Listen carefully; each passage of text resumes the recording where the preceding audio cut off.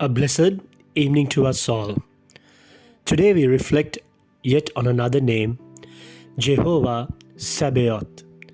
It is one of God's names in the Bible. It occurs more than 270 times in the Old Testament. It combines God's personal name, Yahweh, with the Hebrew word SABAOTH, meaning host or multitude.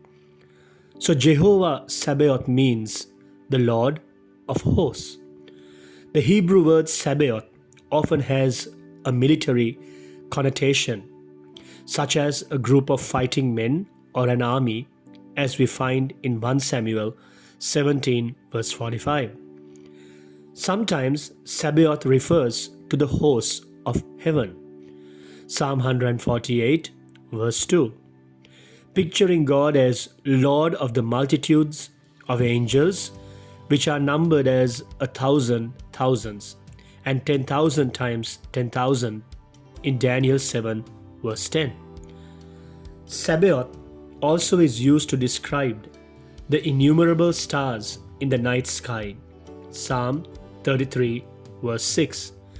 The important thing about this name for God is that whether it's armies, angels or stars, Jehovah Sabaoth, the Lord of hosts, rules over all things both on earth and in heaven. The first time Jehovah Sabaoth appears in the Bible is in 1 Samuel chapter 1 verse 3 and verse 11. This is the story of childless Hannah, who wanted a son so badly and earnestly prayed that the Lord would grant her the desire of her heart. She made a vow and said, "Lord of hosts, if you will indeed look on the affliction of your maidservant and remember me, and not forget your maidservant, but will give your maidservant a male child, then I will give him to the Lord all the days of his life." Jehovah Sabaoth, the Lord of hosts, is a name that emphasizes the power and might of our God. He rules over the vast multitudes of angels and stars and armies. Yet the first time this powerful name appears in the Bible, it comes from the mouth of a humble woman who is praying in her anguish and distress for a blessing from God. The mighty Lord of hosts hears Hannah's prayer. She gives birth to a son, Samuel, and Hannah keeps her promise. She gives Samuel to God's service all the days of his life. Samuel grew up to be a great spiritual leader in Israel. Hannah's story tells us something important. It tells us that although God is indeed the Lord of all the multitudes on earth and in heaven, He is also the Lord of each individual person who comes to Him, weary and in need of His blessing. In your darkest hour, the Almighty Lord of hosts will hear you and comfort you as if you were the only person on earth needing His attention. Your troubles are never too small for His notice.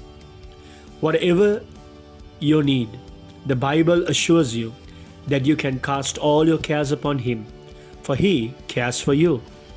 As the psalmist says, "This poor man cried out, and the Lord heard him, and saved him out of all his troubles." Psalm 34:6.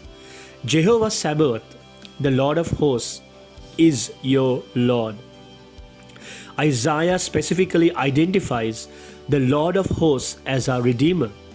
Our Redeemer, the Lord of hosts, is His name, the Holy One of Israel. Isaiah 47 verse 4. Jesus Christ is our Redeemer. He is Jehovah Sabaoth, the Lord of hosts. The name for God emphasizes His power and authority over the multitudes of earth and heaven. When Jesus came to earth to redeem us, He repeatedly demonstrated His power over the forces of Satan. He freed those possessed of demons, Mark 1:34. He raised the dead to life, John 11 1-44. He healed lepers and the blind, Matthew 8 1-4 and Matthew 9:27. As the Lord of hosts, Jesus ruled even over the forces of nature, commanding a violent storm to cease, when it threatened to swallow the little boat carrying him and his disciples. Instantly, the wind stopped blowing and the waves were calm. Mark 4:35-41. Just before the cross, Jesus told his disciples, "Be of good cheer, I have overcome the world." And following his death, before going back to heaven, he told them, "All authority has been given to me in heaven and on earth." By his death for us on the cross, Jesus destroyed the devil and delivered us from the bondage of sin. Because of his powerful victory over sin in our behalf, the name of Jesus is above every name.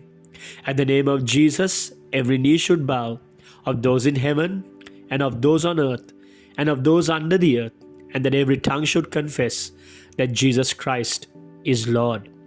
Philippians 2, verse 10 and 11.